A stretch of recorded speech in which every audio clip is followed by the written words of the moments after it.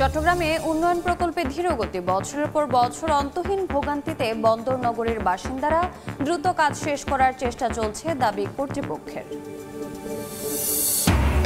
জুলাই গণহত্যার বিচারের আগে নির্বাচন চায় না দেশের মানুষ। কক্সবাজারে কর্মী সভায় বললেন জামাত আমির, দুঃশাসনের বিরুদ্ধে লড়াইয়ের ঘোষণা। বাসা ভাড়ায় নৈরাজ্য, ফেনীতে বছরের শুরুতে বাড়তি খরচের বোঝা ভাড়াটিয়ার কাঁধে, মানা হচ্ছে না আইন, বর্ধিত খরচ মেটানোর অজুহাত মালিকের। এক সময়ের খরস্রোতা গোমতী এখন খাল, চলছে অবৈধভাবে মাটি কাটা, নদী দখল করে বসতবাড়ি, দোকানপাট নির্মাণ, প্রভাবশালীদের দিকে অভিযোগের তীর। এবং লক্ষ্মীপুর সরকারি বালিকা উচ্চ বিদ্যালয়ের শিক্ষক সংকট প্রকট, 20টি পদ শূন্য, পাঠদান কার্যক্রম ব্যাহত, বারবার মন্ত্রণালয়ে জানালেও কাটেনি সংকট।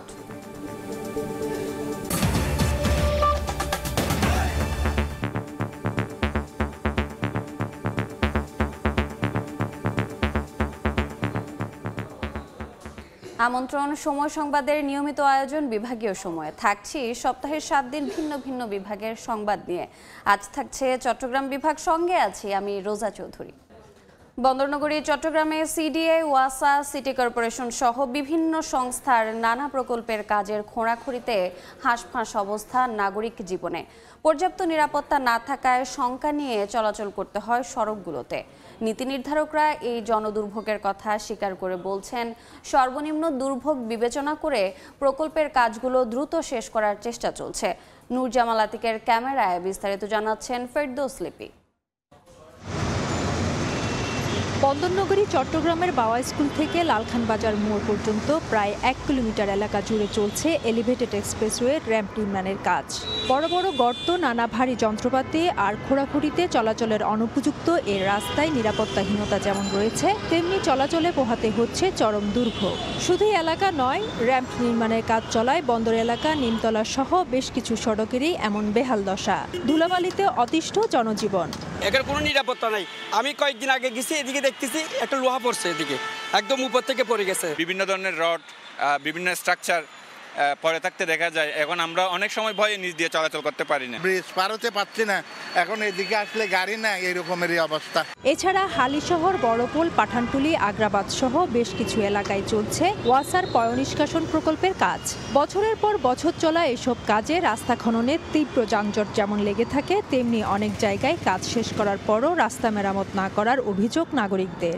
একই সঙ্গে শহরের নানা স্থানে চলছে জলাবদ্ধতা প্রকল্প ও সিটি কর্পোরেশনের নালা নর্দমা সংস্কারের কাজও। বর্ষা মৌসুমের আগে কাজ শেষ না হলে ভোগান্তি কয়েক গুণ বাড়ার শঙ্কা নগরবাসীর। এইখানে রাস্তাঘাটগুলো ঠিক না করলে আমাদের সামনে আর কোটিং হবে। টিনের ব্রেকেটটার কারণে এখন অনেক জাম থাকে, সবসময় জাম থাকে। বাচ্চাদেরকে নিয়ে দাঁড়ায় দেখতে হয়ে যায়, লেট হয়ে যায়। দ্বিতীয়ত আসার সময় ধুলা বালু এগুলো আবার চোখ মুখ দিয়ে ঢুকতেছে অনেকদিন ধরে। সেবা সংস্থাগুলো, নীতি নির্ধারকরা জনদুর্ভোগের কথা স্বীকার করে বলছেন, সর্বোচ্চ নিরাপত্তা নিশ্চিত করে দুর্ভোগ কমাতে প্রকল্পগুলো দ্রুত শেষ করার চেষ্টা চলছে। ড্রেনেজ সিস্টেমটা আমরা তৈরি করে যাচ্ছি, লাইনগুলো আমরা লাইন নিয়ে যাচ্ছি। ওই লাইনগুলো কিন্তু আমরা সরাসরি একেবারে 100 ভাগ উপরে মাটি কেটে ওরকম করছি না, চেষ্টা করছি আমরা যত কম জনভোগান্তিতে আমাদের প্রকল্পগুলো বাস্তবায়ন করা যায়। দ্রুত কাজটা যাতে কীভাবে শেষ করা যায়, কারণ যতই এটা লেন্দি হবে তত কিন্তু ভোগান্তি বাড়ছে। তো আমাদের জিএসিতে যে কাজটা হচ্ছে এখন দ্রুত আমরা কিন্তু কাজটা শেষ করার চিন্তায় আছি এবং রাত দিন কাজ হচ্ছে।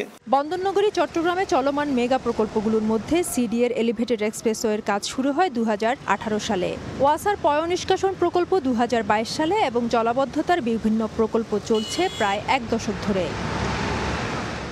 আধুনিক বন্দরনগরী চট্টগ্রাম প্রতিষ্ঠায় নানা প্রকল্পের নানামুখী কাজ চলছে, কিন্তু এইসব কাজ অপরিকল্পিত এবং ধীরগতি হওয়ার কারণে তা জনস্বস্তি দেওয়ার পরিবর্তে দিচ্ছে জনভোগান্তি।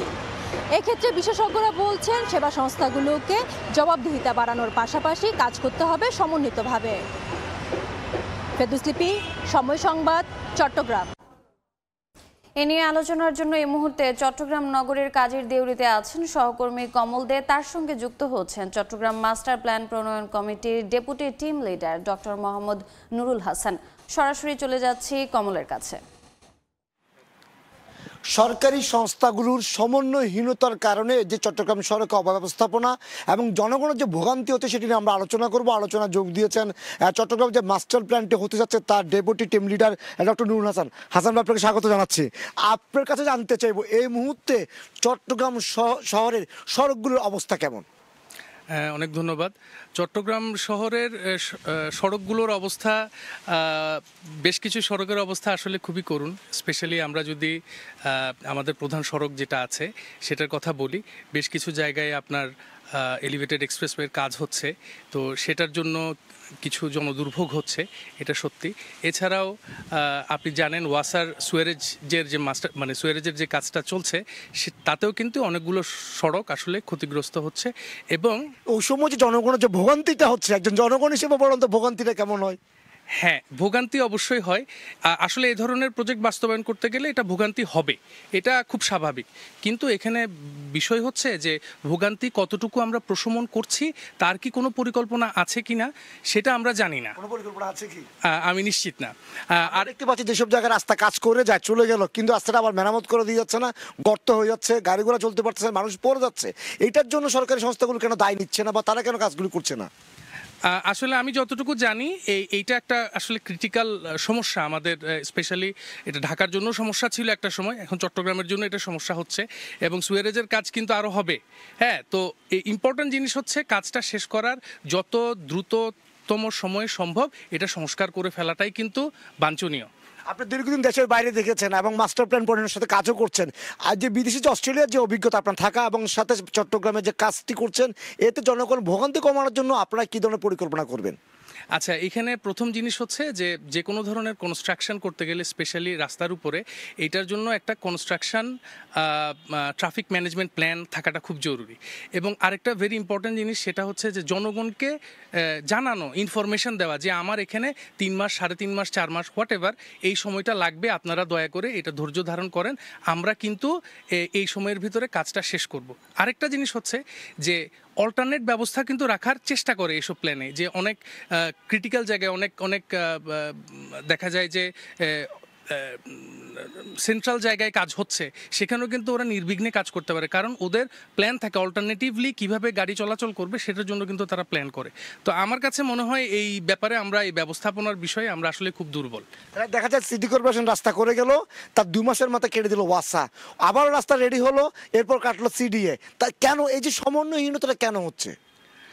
আসলে এইটা আমার কাছে মনে হয় নগরের একটা ব্যবস্থাপনা থাকা উচিত। নগর ব্যবস্থাপনা বলতে যে নগর সরকারের কথা, যেটা আমরা অনেক বছর ধরে কিন্তু বিভিন্নজন বলে আসছে, এটা থাকাটা খুব ইম্পর্ট্যান্ট। তাহলে হয় কি, সেবা সংস্থাগুলো একজনের কাছে দায়বদ্ধ থাকে এবং এইটা আমার কাছে মনে হয় এইটার খুবই প্রয়োজন। চট্টগ্রাম না, বাংলাদেশের যে কোনো শহরের জন্য এটা খুবই প্রয়োজন, তাহলে সমন্বয়হীনতাটা কিছুটা হলেও কমবে।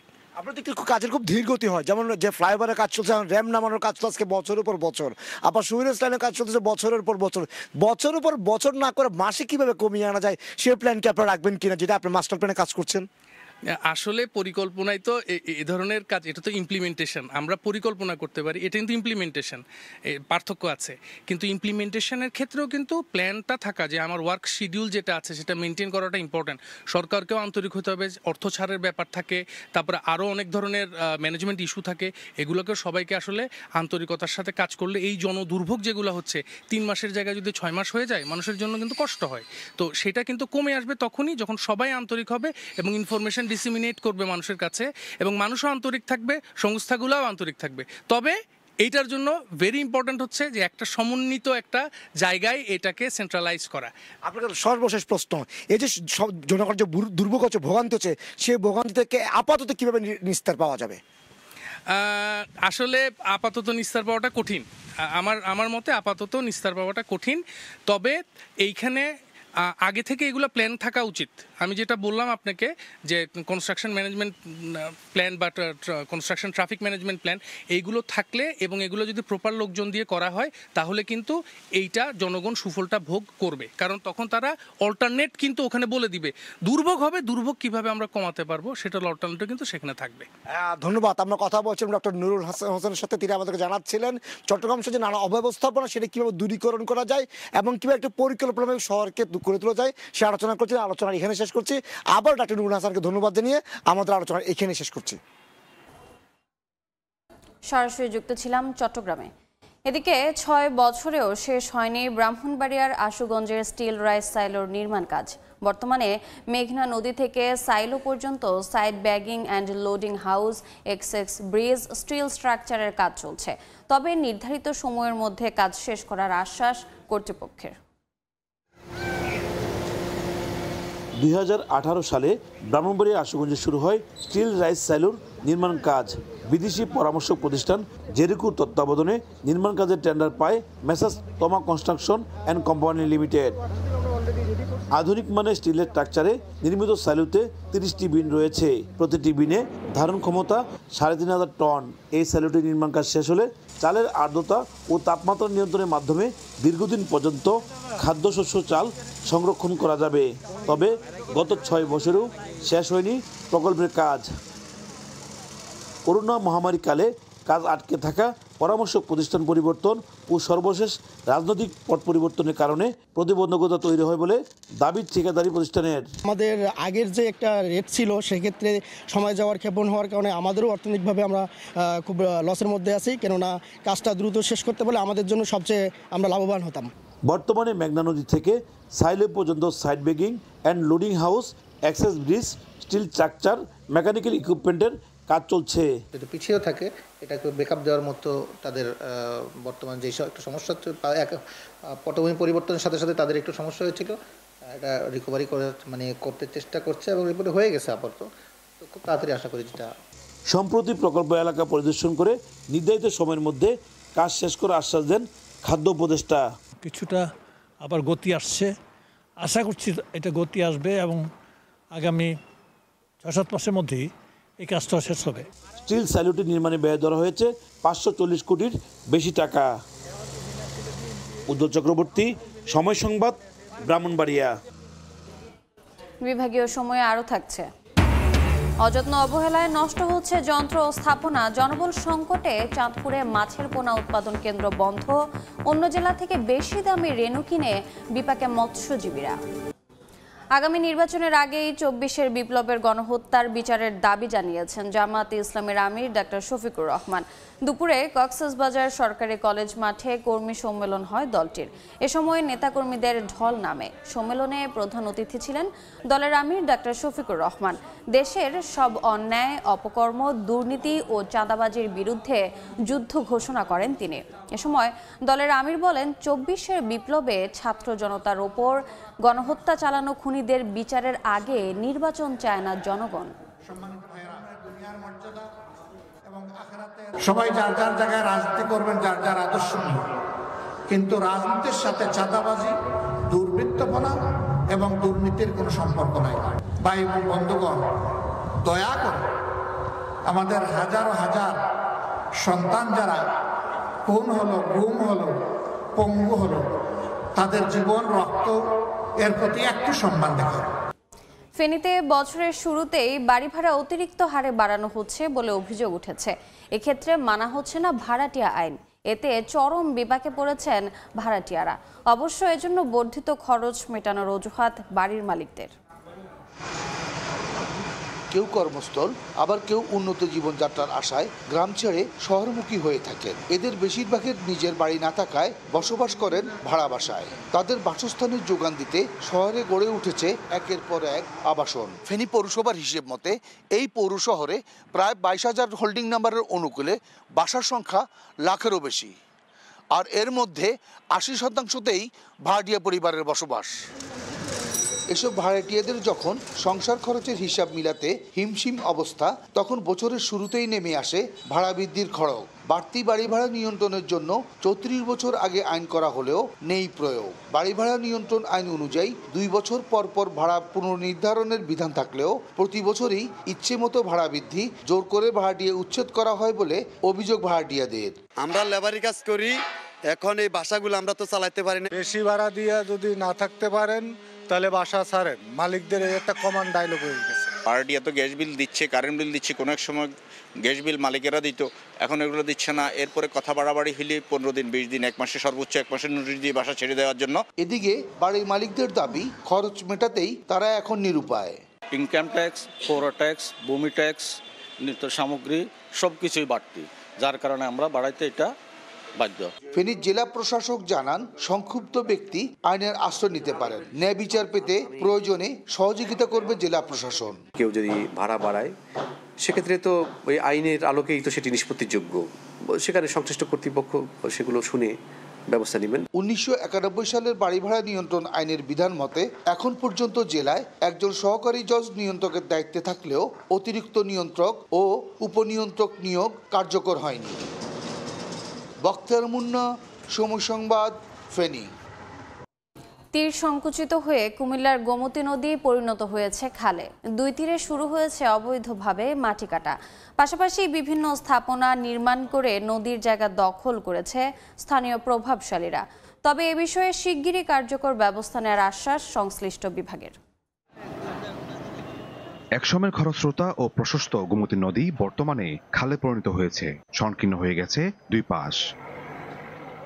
তবে নদীটির দুই তীরে শুরু হয়েছে অবৈধভাবে মাটি কাটা। কুমিল্লা সদর উপজেলার বিবিরবাজার থেকে দাউদকান্দি উপজেলা পর্যন্ত বহমান গোমতীর বিভিন্ন অংশে মাটি কাটার কারণে আবারও হুমকিতে বেড়িবাঁধ। অনেক অংশে নদীগর্ভে চলে গেছে পার্শ্ববর্তী ক্ষেতের ফসল। এছাড়া বসতবাড়ি, দোকানসহ বিভিন্ন স্থাপনা নির্মাণ করে অবৈধভাবে নদীর জায়গা দখল করেছে স্থানীয় প্রভাবশালীরা। এতে ক্ষুব্ধ এলাকাবাসী। মাটি কাটার ফলে আমরা 4টা জমি, চারদিকে 4টা জমি থাকে, 4টা জমি ভেঙে ফেলছে। অন্য ফসল দিত, ধান হইতো, এখন মনে করেন যে এইভাবে মনে করেন যে একবার গভীর করে ফেলছে। অবৈধ স্থাপনাটা যাতে বন্ধ করে দেয়, এটা যাতে না করতে পারে। নদীর দুই পারে যারা মানুষ আছেন আমরা খুব বেশি ক্ষয়ক্ষতির সম্মুখীন হচ্ছি। মাটি কাটা বন্ধ, স্থাপনা উচ্ছেদে শীঘ্রই ব্যবস্থা নেওয়ার আশ্বাস পানি উন্নয়ন বোর্ড ও প্রশাসনের। 242টি অবৈধ স্থাপনার লিস্ট করা হয়েছে। লিস্ট করে আমরা বোর্ডে প্রেরণ করেছি। পরবর্তী সিদ্ধান্ত আসার পর কুমিল্লা জেলা প্রশাসক মহোদয়ের প্রশাসন সহ আমরা উচ্ছেদ কার্যক্রম শুরু করব। অবৈধভাবে যে মাটি কাটা সেটার বিরুদ্ধে আমাদের জেলা প্রশাসনের বিজ্ঞ নির্বাহী ম্যাজিস্ট্রেটগণ নিয়মিত ভ্রাম্যমাণ আদালতের কার্যক্রম পরিচালনা করছে। পানি উন্নয়ন বোর্ডের তথ্য মতে গোমতীর তীরে তালিকাভুক্ত 242টি অবৈধ স্থাপনা রয়েছে। তবে জেলা প্রশাসন বলছে অবৈধ দখলদার রয়েছে 779 জন। ইশতিয়াক আহমেদ, সময় সংবাদ, কুমিল্লা। বিভাগীয় সময়ে আরও থাকছে। রাঙামাটিতে আগাম আনারস চাষ, রাসায়নিক প্রয়োগে নষ্ট হচ্ছে স্বাদ ও পুষ্টিগুণ, নিরুৎসাহিত করা পর্যন্ত সীমাবদ্ধ কৃষি বিভাগ। তীব্র শিক্ষক সংকটে লক্ষ্মীপুর সরকারি বালিকা উচ্চ বিদ্যালয়। 53 জন শিক্ষকের মধ্যে বর্তমানে কর্মরত আছেন মাত্র 32 জন। বিষয়ভিত্তিক শিক্ষক সংকট থাকায় ব্যাহত হচ্ছে পাঠদান কার্যক্রম। তবে শিক্ষা বিভাগ বলছে বিষয়টি বারবার মন্ত্রণালয়ে জানানোর পরও এখনও সমাধান মেলেনি। মাজহারুল আনোয়ার টিপুর রিপোর্ট। 1898 সালে প্রতিষ্ঠা করা হয় লক্ষ্মীপুর বালিকা উচ্চ বিদ্যালয়। 1981 সালে প্রতিষ্ঠানটিকে জাতীয়করণ করা হয়। শতবর্ষী এই বিদ্যালয়ে বর্তমানে তীব্র শিক্ষক সংকট। দীর্ঘদিন ধরে শূন্য প্রধান শিক্ষকের পদ।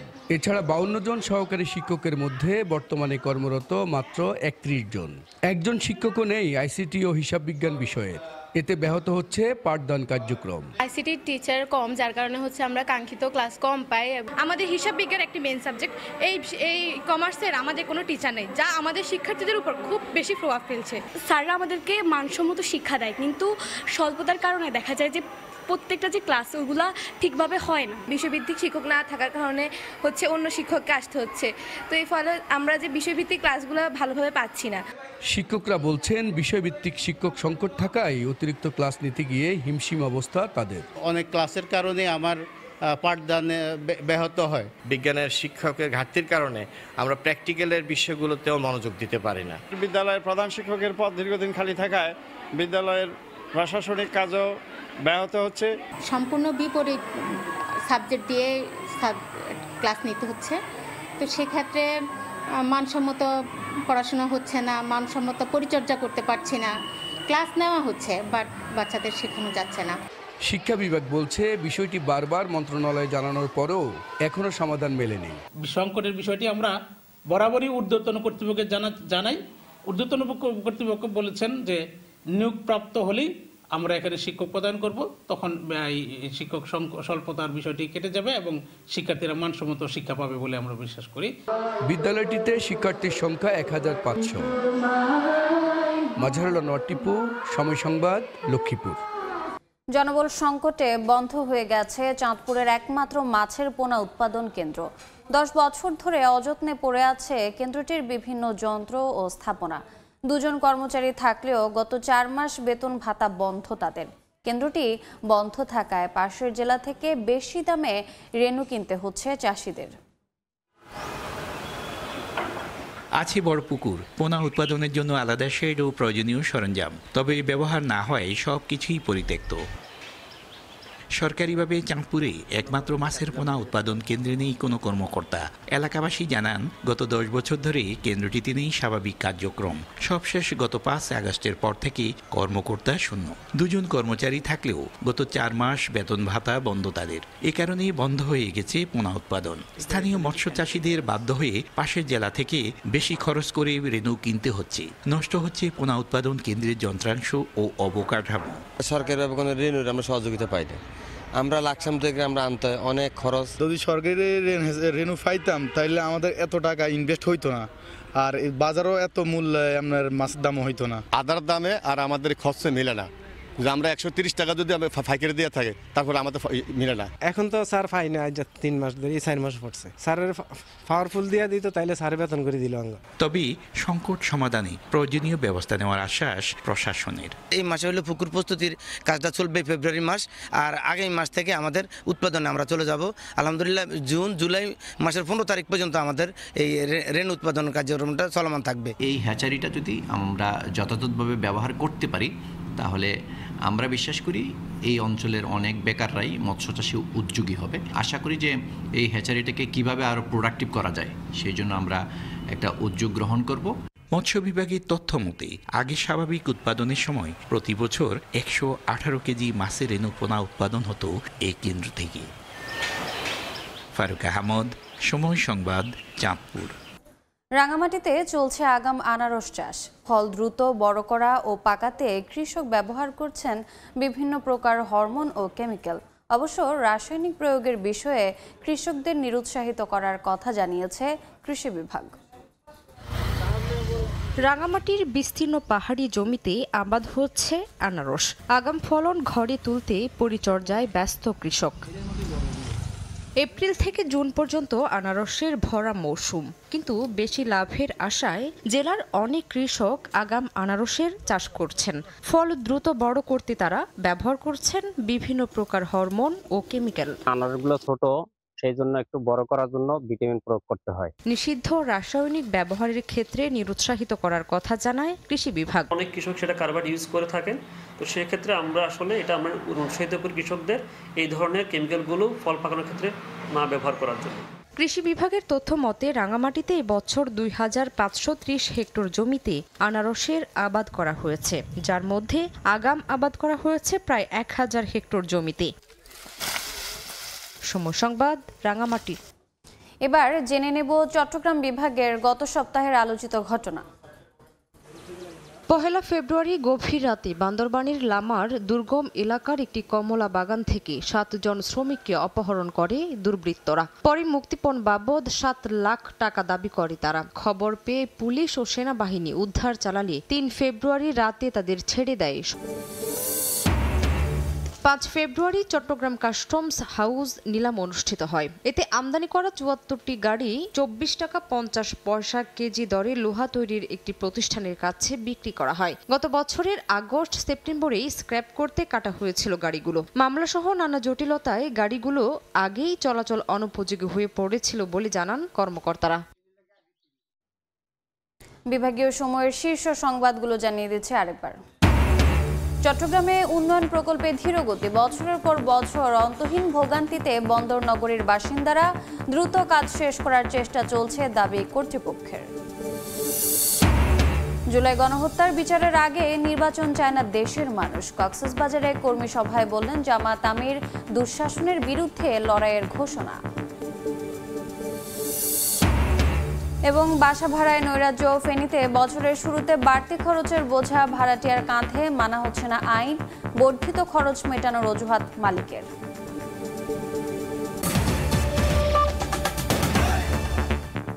এ ছিল বিভাগীয় সময়ে। আগামীকাল থাকবো সিলেট ও ময়মনসিংহ বিভাগের আয়োজন নিয়ে।